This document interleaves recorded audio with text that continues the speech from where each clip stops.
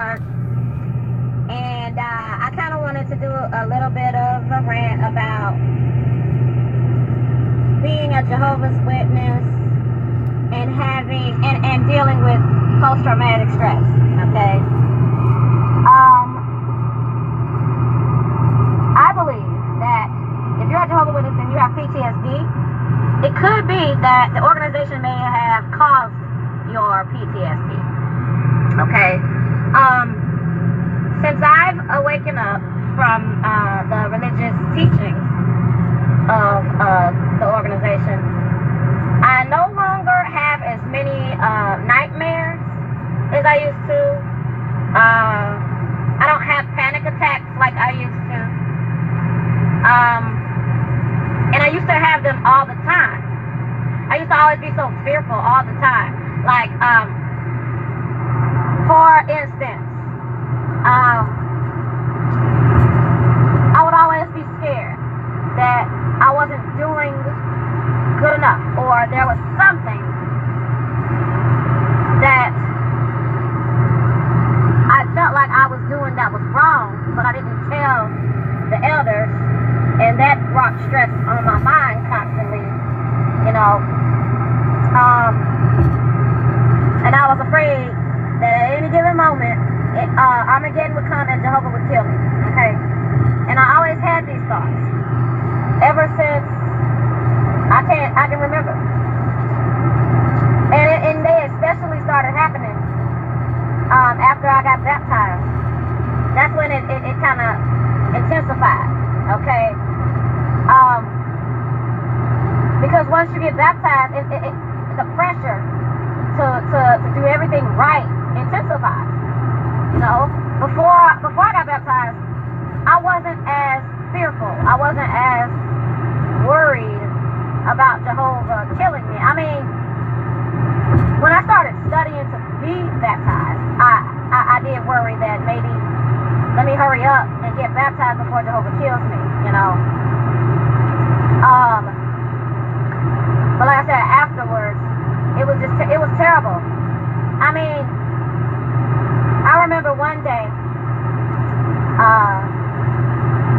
I was into this guy in college, okay? He was into me.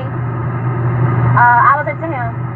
And, of course, you know, I told him about my religious stance, and I can't date outside of the organization.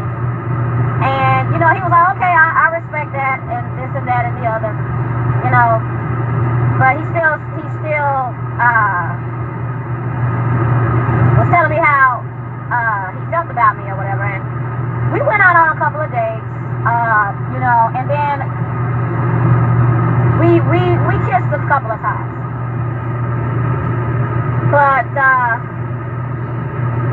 you know, I had to call it quits because I just couldn't do it, because it was bothering. It was quote unquote bothering my conscience. Okay.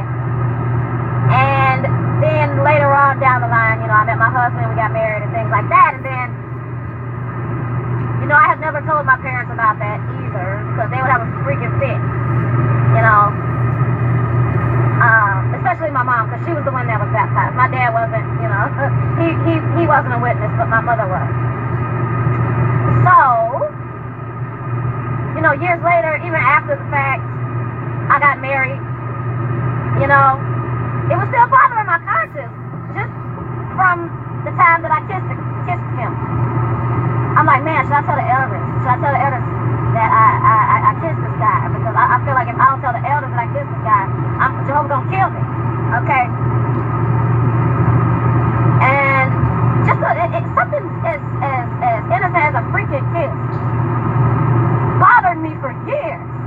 And I didn't want to tell the elders because, you know, like I said, a little while later I met my husband and we got married and this and that and the other. If I had told the elders, you know, while we were dating that I kissed this guy, they probably would not have allowed me to have the wedding at the Kingdom Hall and reception and this and that and the other. You know, we had already, you know, paid for all of this stuff, you know. You know, and I told my husband, he was like, oh, well, you know, pastors, messing with girls and stuff like that too. So we were very, very open to each other about everything. But I wasn't as open with the elders, and that bothered me because I was scared. Okay, fearful. I was afraid. And I finally told the elders what happened years and years ago. And I believe in the elders handbook, they kind of like, see, I'm not in front of my computer. They have like a grace period almost for like the quote unquote sins that you've done or the sins that you've committed. You know, if it's further than like 5 or 6 years or something like that, they kind of give you a pass or whatever.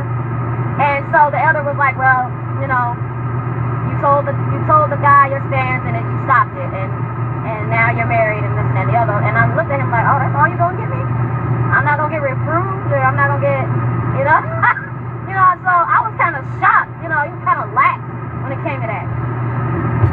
But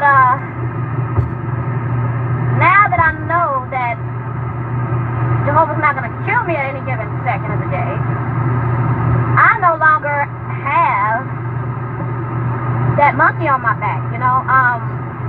I'm not as I don't have, you know, that post-traumatic stress. If you're not a Jehovah's Witness, you're gonna be like, are you serious? This is what they do?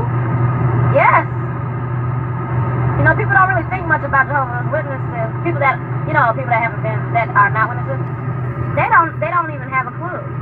They just think, oh, it's just another, you know, religion, and it's just like Baptist, it's just like, you know, Lutheran, Catholic, it's just like any other religion out there. No, it's not. They make you feel terrible for doing things that are natural to humans, you know? They make you feel bad for wearing a freaking beard, created by nature. Oh, but it's bad in Jehovah's eyes. Wait a minute. But isn't Jehovah the one that supposedly gave you the beard? You know what I'm saying? It's like, it's to the point where it's like, it's ridiculous because people are suffering from like skin conditions. You know, like eczema, you know, I don't know what kind of skin diseases are out there. Eczema, psoriasis, rosacea, you know, I don't know. But people get razor bumps if you have sensitive skin. You know, sometimes you need a break. You need a break. And it's to the point you can't even make the meetings because you need for your face to take a break from shaving. You're gonna have to miss like 2 weeks worth of meetings, maybe 2 or 3 weeks worth of meetings, and then shave and then go back to the hall. Just, you know what I'm saying? It's ridiculous. It's ridiculous. You got people out here with razor bumps. You know, their skin is damaged. Not all guys can just shave every day like that, you know? I mean, they look at you funny for even having a little stubble on you. You know, the high amount of judgment, the high amount of control. And you wonder why people are stressed out and, you know, just, they're stressed because they're trying to do everything perfect. You know? Because if you don't do everything perfect, they make you feel bad and terrible for the stuff that you did, and you may end up being reproved, you may end up being disfellowship, but the only way that you can get Jehovah's approval again is if you come crawling back after they humiliated you in front of the whole entire congregation, and you know word get around because Jehovah's Witnesses ain't got nothing else better to do than to gossip about other Jehovah's Witnesses. They love it. Oh my God, they love it so much. You know why I know this so much? Because I used to like it. Because I used to enjoy, I know this is really bad. This is really bad. I used to enjoy knowing that nobody is perfect and everybody has a little dirt on them. You know? Yeah, but like I said, I don't think that way no more. So I know what goes through the man of a Jehovah's Witness. Okay, I know it. Because I've been there. Okay. But yeah, in order to be in quote unquote good standing with the organization and them back. You got to make the meetings. You got to do everything right before they accept you.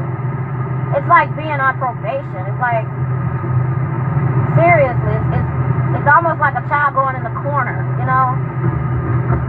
Hey, that'll bring stress on the child too. You know, go in the timeout corner. You've been a bad boy. And think about what you did. And if you're good during that timeout, you can come back and play with the kids again. You know, it's like, oh my God, it's like a daycare. They should have said Jehovah's Daycare Center, man, for grown people. But Jehovah's Witnesses do not see it. You know, deep down inside, that's how I felt. But I couldn't say nothing because oh, that's imperfect thinking. Oh, you're doubt. Oh, that's the devil getting into your mind. The devil getting into your brain. Not all doubts are bad doubts, okay? Like they want you to think, you know? Anyway. Yeah, so the high amount of control brings so much stress levels. My stress levels used to be up, you know?